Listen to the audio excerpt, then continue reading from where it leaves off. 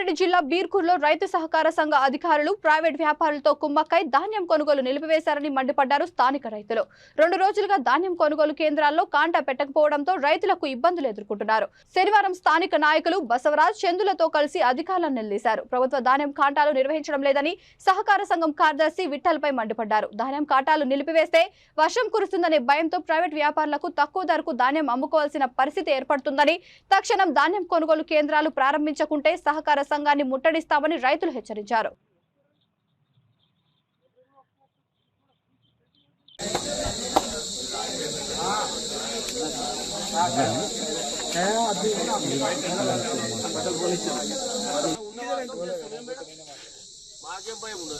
ఇప్పుడు ఇస్తారు మాట్లాడి ఏమైంది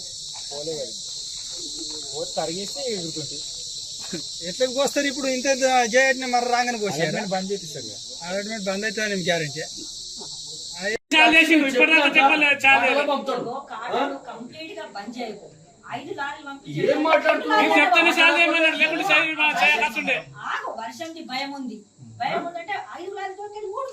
అదే అదే అదే మేమనేది అదే మొత్తం కంప్లీట్ బంద్ చేయట్టిండు.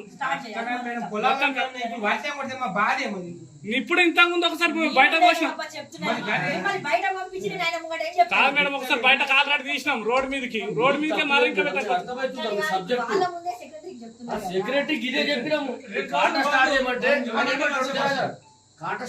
మూడు రోజులు వర్షాలు బంద్ 3 రోజులు బంద్ అంటే ఎట్లా మేడం? వర్షం ఏడబడ్డ చుట్టూ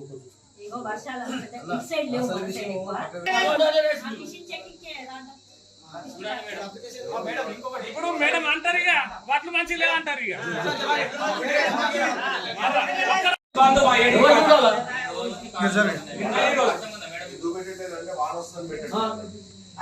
చెప్తే పంపించండి.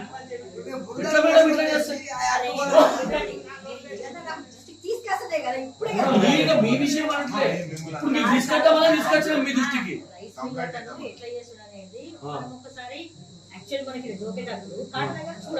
చూసిన తర్వాత కావాలని చేస్తున్నాడా లేకపోతే ఎట్లా చేస్తున్నాడా తెలుస్తుంది.